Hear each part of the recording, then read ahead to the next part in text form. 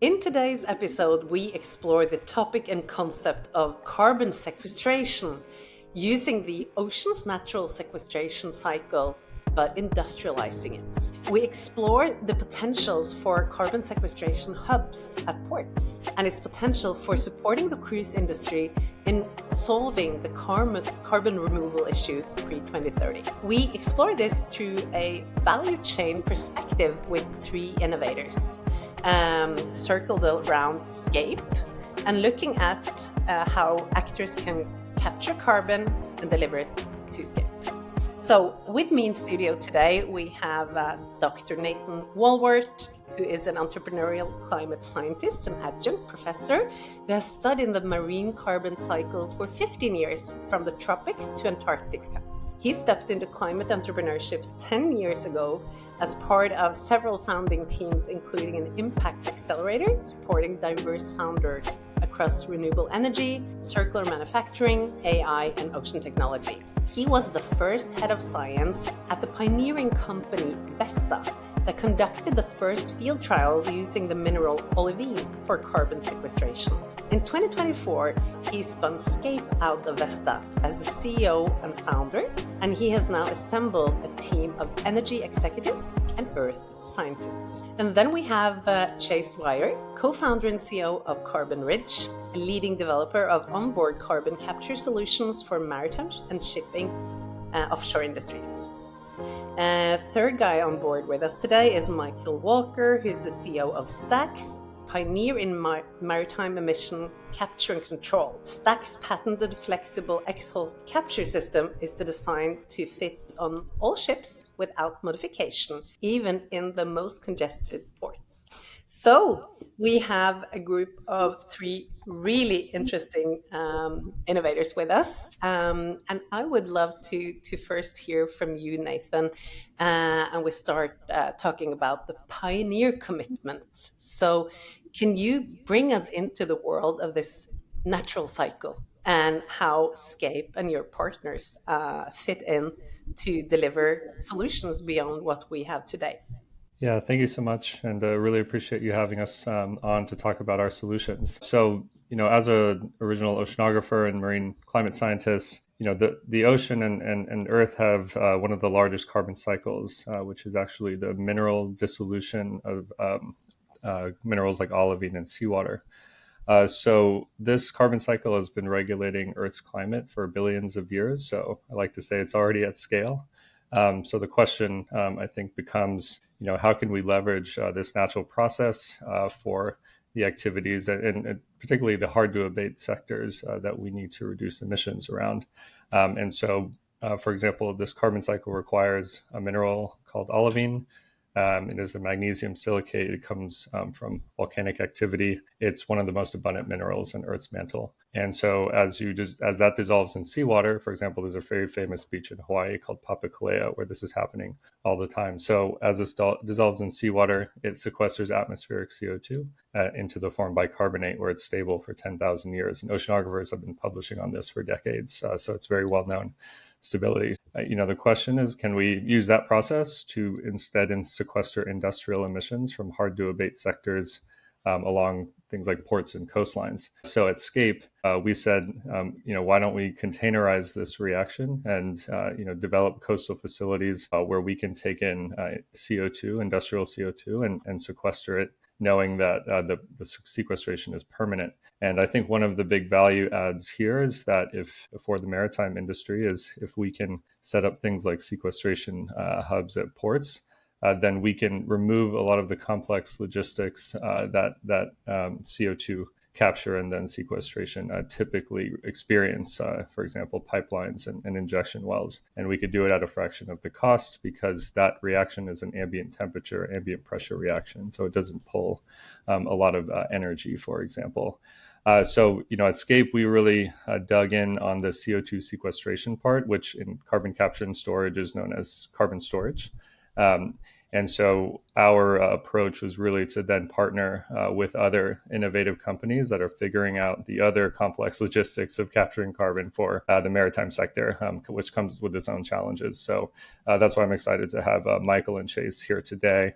And I believe us three could be very synergistic and really, as a value chain, start to tackle some of the biggest challenges, and particularly in emissions compliance for these big sectors. So I'll leave it there. Thank you. Thank you. And before we bring the word to Chase and Michael, I just wondered, can you bring us into understanding how the Chase solution, sorry, how the Scape solution works for those of us that aren't, deeply into the technology and understanding of carbon sequestration? Yeah, of course. So like I said, what oceanographers have been studying for a long time is how the Earth regulates its climate and sequesters CO2. So typically you hear about photosynthesis, and that's one part of it. A much larger carbon cycle is one where minerals like alkalizing minerals like limestone, olivine, they dissolve into seawater. That's a very gradual process. So while it's regulated Earth's climate for a long time, humanity is now putting more CO2 into the atmosphere than that process can regulate. So what Scape said is, can we accelerate that process and then use it to sequester industrial emissions? So what that looks like at a port, for example, is Scape developing a coastal facility where we move seawater through a flow-through system. We've developed other flow-through systems, for example, like wastewater treatment plants, fermentation, so flow-through systems such as that. And then, for example, a ship like a bulk carrier can bring a nearby olivine source to us. So let's say it's a regional olivine deposit that's 1,000 kilometers away. We can bring in olivine, and then olivine is ground to a finer particle size. And then inside of our facilities, we dissolve olivine into seawater. And what that creates is an environment where we can then take a CO2 source, whether it be, let's say, from a ship or an industrial plant, at the port, and then we can immediately sequester that CO2 on site. So the CO2 gets converted into a compound called bicarbonate. It's in all water. And it's a dissolved salt. So it's in the ocean. It's very stable. So that is the reaction that has stabilized our planet for a long time. At the same time, Scape actually recovers critical metals like nickel and chromium, and the nickel and chromium actually come from the olivine itself. Olivine has trace amounts of nickel and chromium in there. So when olivine dissolves in our facilities, we can sorb them with commercially available sorbents. So we have critical metals, and then we're sequestering carbon. And I think what Michael and Chase and I are aiming to do is for those larger maritime partners that we work with, is to enable them to be compliant under these emissions compliance that are in different places around the world. So really, if we can combine capture and then sequestration on site, which is what Scape is at these coastal facilities, I think we can provide a very compelling solution for these industries. That is super interesting. And Chase, if you continue on the value chain perspective, can you explain what is the role and value creation of Carbon Ridge? Sure. Yeah. So we sit kind of upstream from Scape on the capture side for vessels in the cruise industry and otherwise. And basically how our system works is it's like a mini chemical process where we bring the flue gas of the vessel into our modularized containers or skids, and out comes no emissions, or practically no emissions, up to 90% removal of CO2, 0.5% removal of sulfur, and then same 99% removal of NOx, nitrous oxide, and out comes liquid CO2 on the back end, which then can be sent to a group like Scape to be permanently sequestered, or can be sent to a firm looking to go reutilize it in some industrial process for electrofuels or cement or something along those lines. So we use what's basically like a catalytic converter for your car to remove the NOx. That's the big one, obviously, that Michael has also been working on for a long time, is trying to clean out pretty harmful pollutants in the air. And so that's already regulated from a maritime perspective. We then clean the sulfur as well, which is already regulated with a seawater-based system.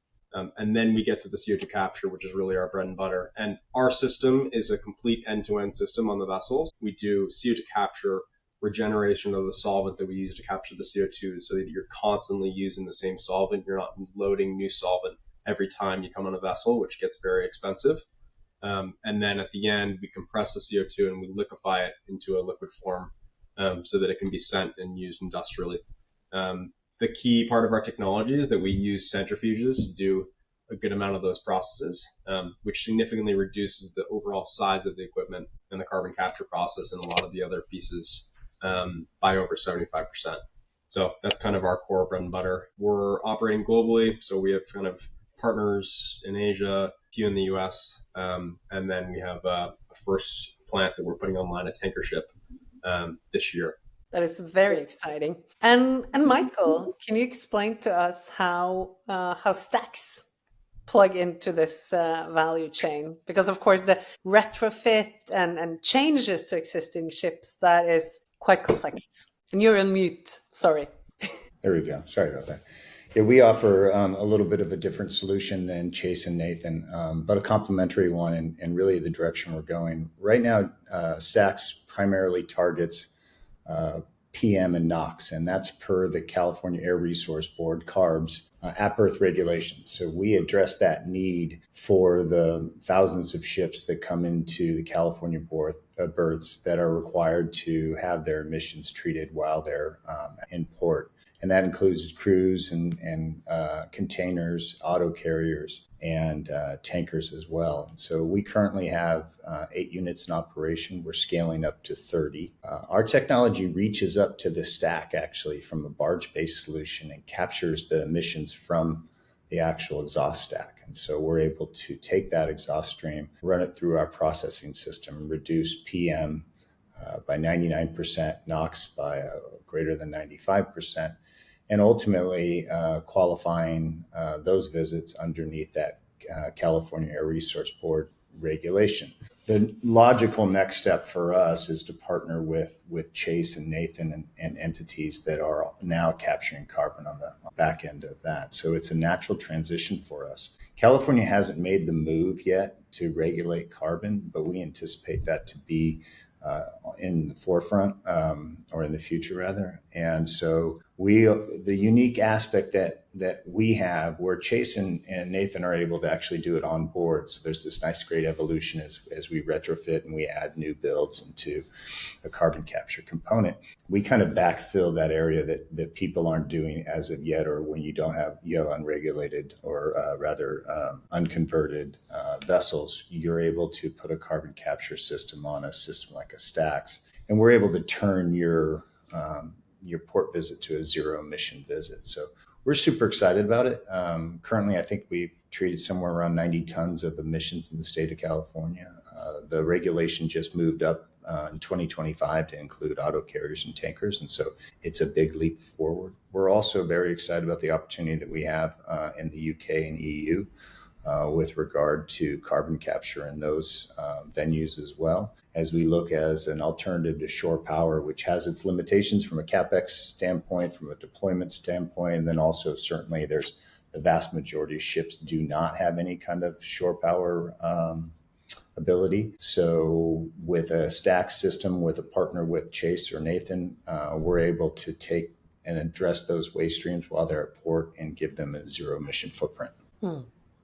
That is extremely interesting, and that's also what Nate will be covering at the Sea Trade 40th anniversary in April in Miami. And I'm wondering, I mean, of course, we know that in the maritime industry, you make investments for many, many years ahead, and it will be a long time until we have new builds out at the seven seas that are fully emission free. So of course, the solutions that we can plug into existing vessels to decarbonize them while we are working to get completely emission-free solutions in place will be crucial.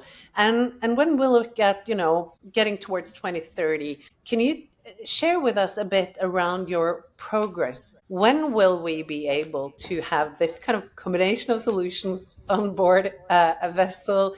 And where are eventually, key segments, key opportunities for like cruise and various regional ports that you see interesting from each of your perspectives, and where are, essential bottlenecks that needs to be tackled to bring these solutions out on the large cruise vessels. And I'll start with you, Nate. Yeah, great. So right now, Scape, the company was spun out of another company called Vesta, where I was the former head of science. So that Vesta was started in 2019, and what Vesta focused on was actually spreading the mineral olivine in the coastal ocean to sequester atmospheric CO2. So what I did is I took that process and I bottled it and put it in at ports. So at Vesta, we raised 25 million across grants and equity to really de-risk the science and the technology of olivine.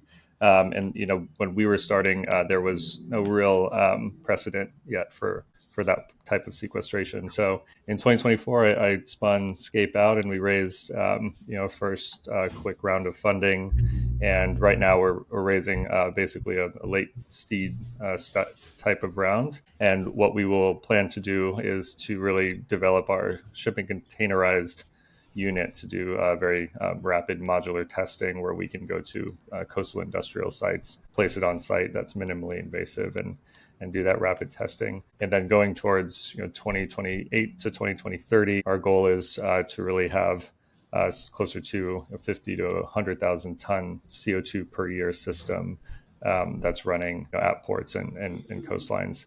And so really our go-to-market and our really kind of best place to be positioned are ports and really shoreside to then be able to flexibly intake CO2, let's say from a ship that has coming up that is the carbon capture, or ship stocked at port that needs sequestration services. So we are really aiming to be CO2 storage as a service, which kind of is a replacement, for example, than having the CO2 sent to an offshore injection pipeline or offshore injection platform.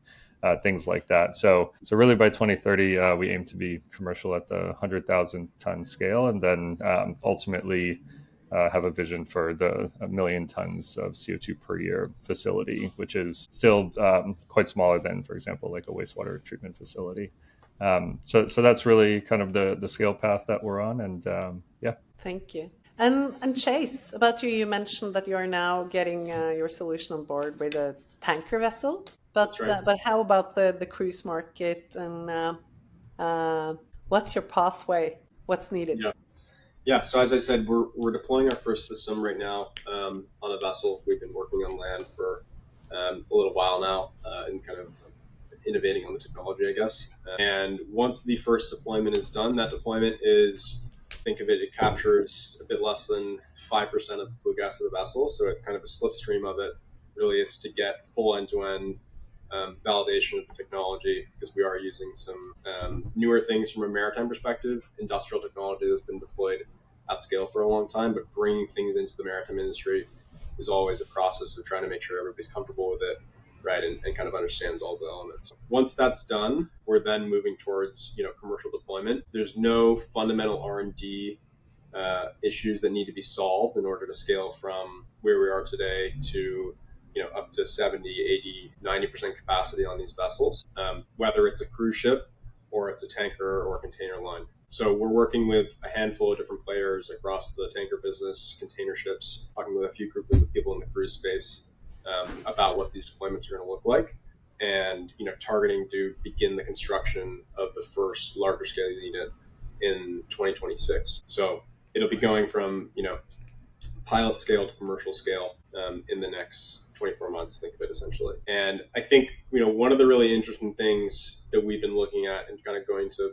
Michael's point, is that what's really interesting about the synergy here is that we do most of our work when the vessel's at sea and when it's approaching port. But when the vessel actually gets to port, it becomes more and more challenging for a system like ours to be very effective in terms of in the actual port operations, in terms of how it operates based on really the energy balances of the vessel. Because the vessel is not emitting as much CO2 as it is out in port, but our system, right, still has basic functionality requirements. And so where I think Michael's solution is really interesting, right, is that it's kind of that like handover almost, so that we get inside the port and they take over the operations. And that's why carbon capture and then doing all the other things we are doing is interesting. And then obviously something needs to be done with that CO2. So we're very interested in kind of the parallels there, how that all connects. But we're excited about the fact that, we're ready to move and scale very soon. Thank you so much, Chase. And Michael, I mean, you're already well on the ground. You have, your company was named Fast Company Next Big Things in Tech last year. Can you describe your progress and ability to really now support the cruise industry together with Chase and Nate? Yeah, we couldn't be at a more exciting time for Stacks. We just closed last week the second half of $120 million financing that really puts us on a pathway to our goal of hitting 30 units within the state of California, addressing those at-birth needs that I discussed previously. But the thing that I love about hearing about what Chase and Nate are talking about is, they have the heavy lift here. I keep looking from the outside. We love our story because what we do is we're really good at connecting to vessels, and there's a lot of value to that. We give operational excellence, safety, all those things that really matter in the maritime space. And we also give a really clean waste stream that comes out on the back of our systems that is a good source for whether it's Chase or Nate or what have you. And it allows us to partner with best of breed. And some of the big challenges these guys are facing are around sequestration and what do we do with storage and what have you. So we're really excited about partnering with them. We see that as really the natural next step for the business as we expand into the UK and into the EU. We have plans in 2025 that we're working through right now for expansion into the UK market that would have a component of carbon capture along with that. We see that as integral, particularly in the EU where zero carbon is the driver versus air quality. In the UK, air quality is a little bit more of a driver, and so they see it as a equal mix back and forth. But the one exciting thing is within the next 45 days, we will actually do the first carbon capture test and storage on a vessel in the port of LA, Long Beach. And we'll demonstrate that. We'll come back with some data and we'll be able to show what that looks like. And we'll have the first zero emission port visit in the history of port visits. So we're super excited about that. But again, the heavy lift that Nate and Chase are doing is not lost on us. We're super appreciative of it. There's a lot of business models and challenges associated with it. And I'm thankful they're working so hard and diligently on it. And we look to partner with folks like them in order to provide zero emission across the globe. And I think that it's a nice synergy between the two of us, whether it's, we have our founding member of the company is a pioneer in the mission capture and control space, Bob Sharp. And he's working on right now ways in which we can particularly solve the cruise line, which is a different animal because the exhaust streams at port are significantly higher than those of the other vessel types. But we're pursuing that as well. That is interesting. And I think that, in a world with some pretty huge corporations, then it's very often extremely complex for individual startups to get in the door with these large stakeholders. And on the other side, it's even when the willingness and eagerness and interest is there from the corporate guys, it can, of course, be quite complex to work with a bunch of individual startups not really connected. So which is why I wanted to bring you guys on board, because I do believe that when we look at power coupling, the dynamics between tapping into the best synergies and strengths of the large corporates and the small new startups, there is one area that is really very often overlooked, which is about, teaming up and kind of bundling a combination of innovators and solutions so that you have a more kind of complete value chain for the large stakeholders to work with, which really also can de-risk and reduce the complexity in the decision-making process and actually handling this live on the ground. So can you talk to me a little bit about how you see the best potentials and the cool opportunities in your multi-stakeholder dynamics moving ahead when you try to see it from the perspective of a director in a large cruise company? Yeah, I can kick that off. I'd say, coming from a background of science, into the world of business, I'm of course very excited by the fact that the physical mechanism I'm working with, the Earth has been, the Earth figured out a long time ago. But the benefit, I would say, with talking with you, Birgit, and Michael and Chase, is I really just start getting down to it. What are the deep challenges actually being experienced by, the larger industries at ports and in just generally in the maritime industry, and that's really where the refining of the product starts taking place. Chase and Michael and I are just talking about what are the big challenges, financial challenges, logistical challenges that we're actually there to solve, and that's, I think, really where the excitement comes from these solutions. It's like, yes, of course, emissions capture and clean air and carbon is important, but really these operators, have very strict schedules. It's very challenging to move around. It's challenging to get things from A to B off site. And that's when all of us kind of really start to think about, okay, those are actually the challenges that we're solving. And how do we, they really need to move forward in this space, but they also really need to keep their businesses going. And so, some of the most and more innovative and most innovative, collaborators and operators that I see are those really focusing on those challenges. And I think that's kind of the benefit. What you're bringing here for us is, we figured out some technically challenging things, but really, we're in the process of figuring out some very business and logistical challenges to really get our product into market and to really step into a very large, and potentially sometimes slower moving industry for us. But that's why I think collaboration is key, because I'll learn about challenges that Chase and Michael are looking at that really help me, and then, vice versa. We all talk to different operators and their challenges along the chain. So that's what I think is really exciting for us, to just hone in on those challenges. Chase, when it's seen from your perspective, what is the key values from your end? I think the interesting thing is that we kind of all operate in the climate space generally, right? That's taken off, especially in the past 5 years. And I think one thing that's typical in climate is that people are solving this kind of existential issue, but without a real customer, almost, in a way, in a lot of cases, with like director capture or other spaces. With maritime and everything that we're involved in here, there's a very specific customer base, right, that has an existing business model that we're trying to figure out, okay, how do we get rid of the emissions in this business model? And so half of the question is, how do we get rid of the emissions in the business model? But the other half is, how do we do this in a way that makes sense, as Nathan said, so that we don't disrupt vessel schedules, or in the cruise industry, right, the schedules of the people that are trying to enjoy their time on those cruises, which is kind of the core sauce and focus of the business, not necessarily reducing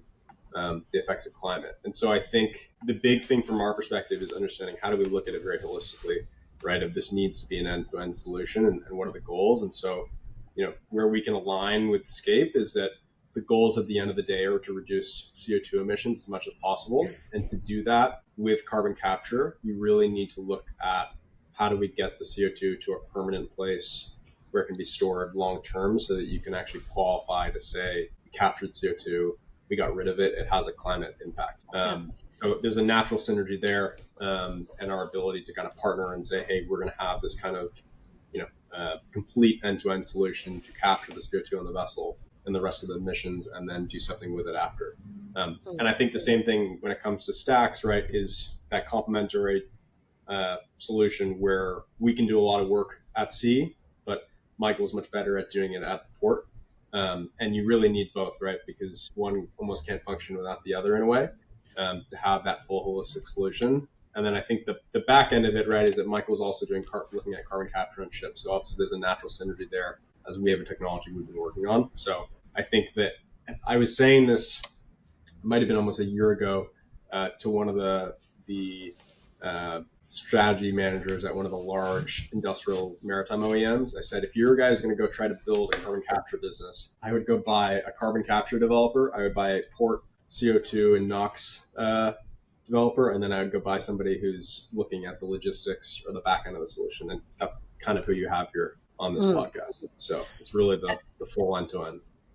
Yeah, and I mean that's such an important perspective, I think, because I mean there are a lot of actors out there looking at onboard carbon capture these days. But then one of the main issues, just as we can see with plastic and waste or with renewable energy, is that if you don't have a value chain to take it up and handle it, then it doesn't really matter if you manage to capture it. So, Michael, seen from your perspective, I mean, you can partner with a lot of different stakeholders here. How do you consider like the key wins for a cruise line that is looking at this as a way of removing and reducing their own footprints? Yeah, no, I think that we operate a little bit of a benefit, less of a challenge than what Nate and Chase are doing, because we have that CARB regulation, which has distinct fine structures in that. And so there has to be compliance. And so I come from the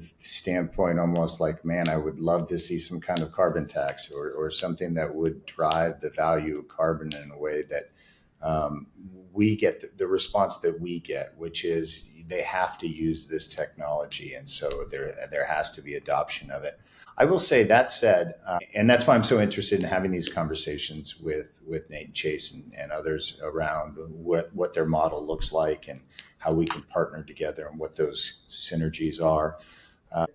I don't want to throw the industry under the bus, though. On the commercial side, you have companies like NYK who are saying, hey, we're going to go ahead and do this no matter what. We have companies like Amports who's saying, hey, we operate terminals on the East Coast and we want this technology because our customers are demanding it, and Shell and Toyota. So I think the worms turned a lot with regard to the industry saying, okay, it might not be a regulation, might not be regulated, but it hits our mandates to go ahead and do this ourselves. And that's super encouraging, right? And we're seeing that actually some of the folks that are looking at taking us over to the UK is really driven by the commercial side of it. So when you look at a cruise, I think the footprint people are trying to get to is they want to, I'm sure, address this need.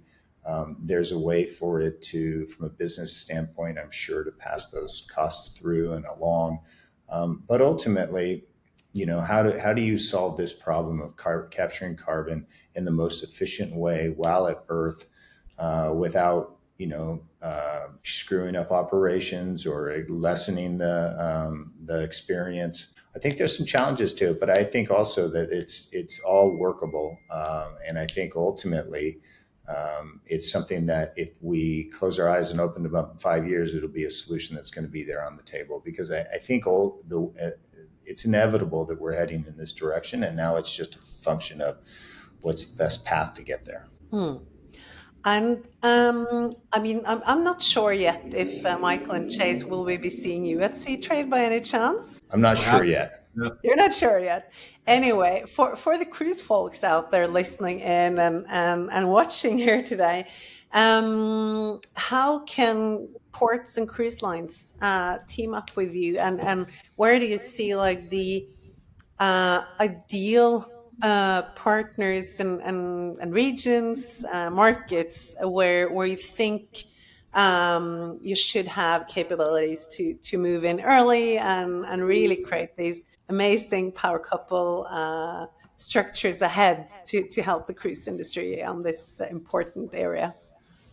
Nate. Yeah, I could take that. So for us, kind of, I think going off of what Michael said, we are CO2 sequestration. So our best foot forward as a go-to-market is in carbon compliance markets. I would say, federally in the United States, I'm not sure if we'll have one, but state by state, there will be compliance markets, and I'd say California is one of the first movers going there. So there's actually a lot of energy, for example, from maritime industries, knowing that a compliance market in California is developing, and that's really important for us. The market for us and the product is really the big industrials feeling, really a tax coming in on their balance sheet that they need to solve, and the tax needs to be significant enough. So the best example and the most mature compliance markets, of course, are in the EU, where the carbon price is very high. And so if you have very large facilities, emitting more in the hundreds of thousands of tons of CO2, or in the maritime industry, and you have a price of carbon that's $100 a ton or increasing as Bloomberg is projecting in the next few years, then you're really getting into the tens to hundreds of millions of dollars of taxes, for your carbon footprint. So really, we know that, and that obviously is kind of on full display. So we have received a lot of interest because we are emissions reduction to enable compliance from a CO2 perspective. In Europe, it also has a lot of olivine, has a lot of seawater, and a lot of coastal industrial activities. So that's really kind of a first step for us. And really, as an example, the Port of Rotterdam is developing a lot of carbon capture and storage infrastructure. So, it's really a port oriented in that direction already. And that's really helpful, from a discussion standpoint. I think, Chase, Michael, and I, when we need to go into very large industries, we need to see who's oriented in that way already. So, it's very different if you're trying to convince someone to do this versus those that are already looking for a solution. So as a startup and smaller companies, it's very important. And then we're excited to create models, for other industries to look at to see that it is working. And so for us, I would say Europe, places like California, Japan, Korea, and Singapore are starting their compliance markets. So that's from our perspective. It's really a CO2 compliance perspective for us. But yeah. Thank you, Nate.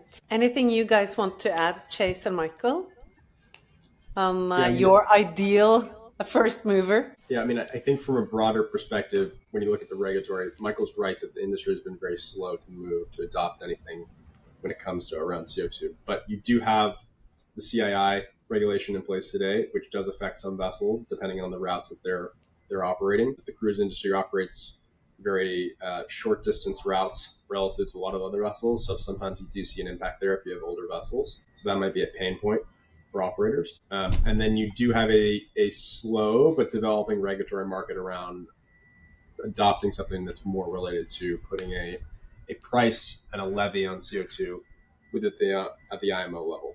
When that exactly happens, we'll see. But I think that, as Michael said, there's a pretty clear path to this needing to happen and kind of being buy-in from the industry there. Specifically to cruise line, I think what's interesting from our perspective is that we've built the solution to be very modular so that it doesn't require a super invasive retrofit, right? You don't need to take a 30-meter column and dig it into the funnel of a vessel.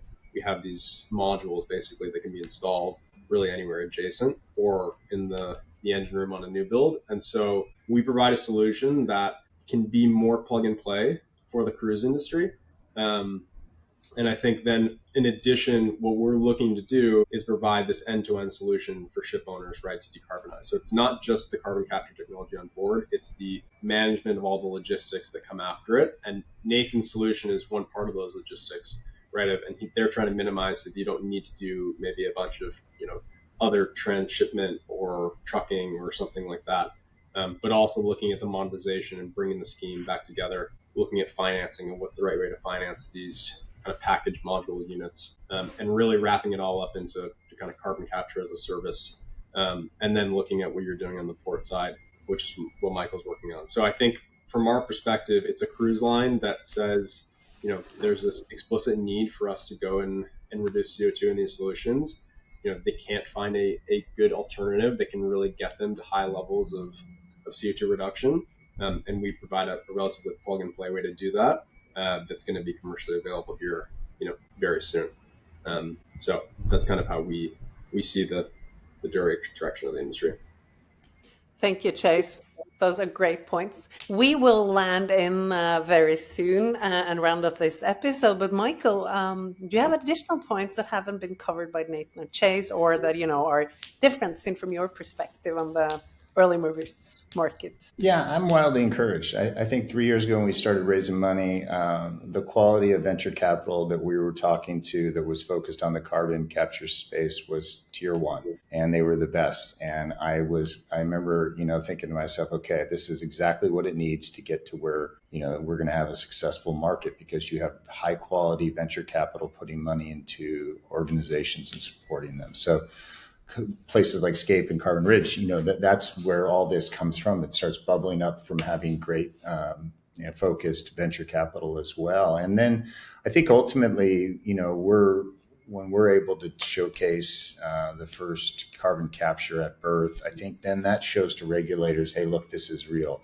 When Chase and Nate are able to demonstrate their product at scale and the application working, now all of a sudden it puts just this continual pressure on everybody. And now the regulators can point to it and they can say, here's the technology that we can get, write a regulation to, because Scape or Carbon Ridge can support that. And there's a technology there. So I'm wildly encouraged. I think that there's great resources behind this path. And I think that we're getting to a critical mass point where we can start to demonstrate carbon capture at scale. And once we do that, then the economics will come together, I believe. Thank you so much. I think that enables us to round off on a very positive note. And for the curious executives out there, eager to learn more, make sure we catch up at C-Trade at the 40th anniversary in Miami. Nate will be there, and we are a bunch of amazing innovators from around the world, eager to land in with Cruise. So thank you, all of you guys, and I'm really looking forward to following your journeys ahead. Thank you. Thank you. Thank you so much.